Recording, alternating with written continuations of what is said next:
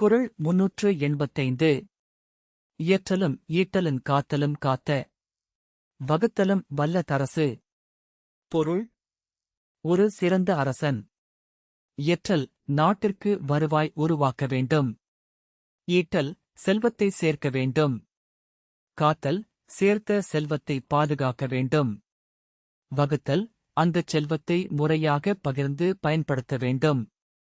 இந்த நான்கையும் திறம்படச் செய்யக்கூடியவனே சிறந்த அரசன்.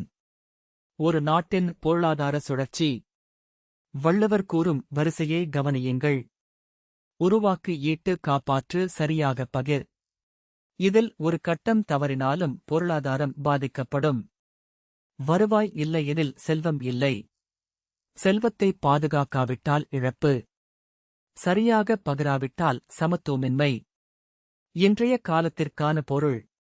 இந்த குறள் இன்றைய பப்ளிக் ஃபைனான்ஸ், எகனாமிக் கவர்னன்ஸ் கருத்துகளுக்கும் மிகவும் பொருத்தமானது.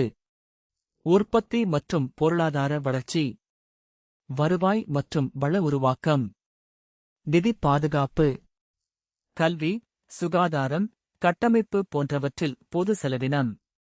ஒரு அரசின் வெற்றி எவ்வளவு பணம் வசூலிக்கிறது என்பதில் மட்டும் இல்லை, எவ்வளவு உருவாக்குகிறது, எவ்வளவு பாதுகாக்கிறது, எவ்வாறு பயன்படுத்துகிறது என்பதில்தான் உள்ளது.